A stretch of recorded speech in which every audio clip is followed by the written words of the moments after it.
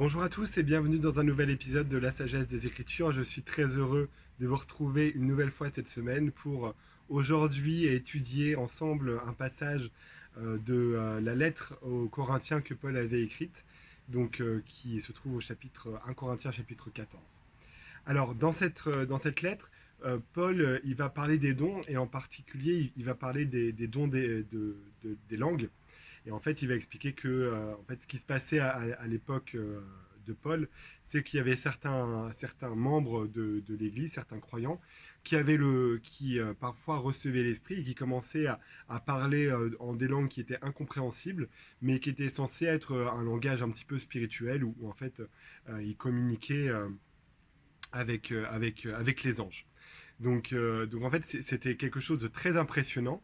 Mais Paul a écrit un petit peu là-dessus parce que il fait une petite remarque. Alors, je ne vais pas vous lire certains versets parce que tout le chapitre 14 est intéressant, mais en gros, ce que Paul exprime, c'est que les dons ne doivent pas servir seulement à nous édifier nous-mêmes, mais ils doivent servir à édifier les autres. C'est-à-dire qu'en fait, on peut parler en langue et dire n'importe quoi. En fait, si la personne qui est à côté de nous ne comprend absolument rien et cela ne l'aide pas à se rapprocher de Jésus-Christ, et ben, ça lui servira à rien et en fait le don est un petit peu inutile. En fait, j'aime beaucoup ce passage parce que ça me rappelle un petit peu de ce que je vivais quand j'étais en mission en Afrique, où souvent avec mes collègues, quand on parlait avec certaines personnes qui étaient dans des églises un petit peu évangélistes, ou en tout cas où il y avait ce soi-disant don des langues, des fois ce qui était intéressant, c'est en fait on parlait avec la personne et elle disait ah oui, le pasteur a parlé en langue et c'était vraiment incroyable.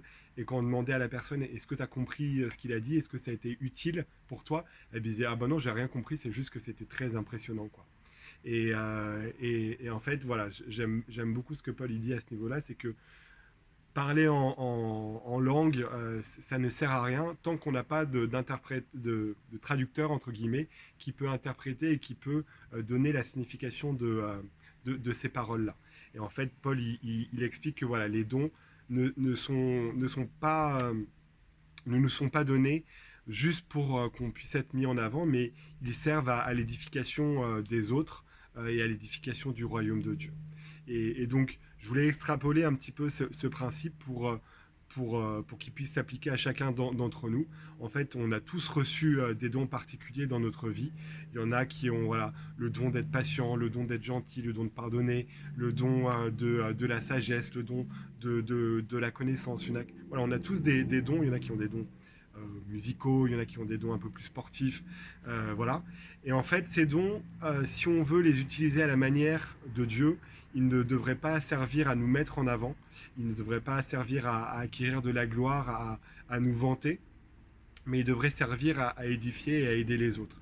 Et peut-être que quelqu'un, par exemple, qui a un don en musique, devrait l'utiliser voilà, pour apporter une musique qui va être agréable aux autres et qui va les aider à se rapprocher de Dieu. Celui qui a un don de connaissance, et ben, au lieu de passer pour le monsieur je sais tout, peut-être qu'il va pouvoir apporter de la connaissance à certaines personnes qui en manquent. Ou quelqu'un qui a une force physique importante, au lieu de se faire passer pour le plus fort et faire des vidéos de combien on peut soulever à la salle, bah, peut-être qu'il va pouvoir utiliser ce don de force pour rendre des services physiques, des déménagements, du jardinage ou que sais-je. Voilà, vous avez compris l'idée. C'est que nos dons sont des cadeaux que notre Père Céleste nous a fait, mais ne doivent pas servir à nous mettre en avant, mais à aider les autres et à les édifier. Et donc voilà, j'espère que cette petite vidéo vous a plu. N'hésitez pas à partager dans les commentaires peut-être certaines personnes que vous admirez pour les dons qu'elles ont utilisés, comment les dons que ces personnes ont utilisés vous ont aidé à progresser et à vous rapprocher de Dieu.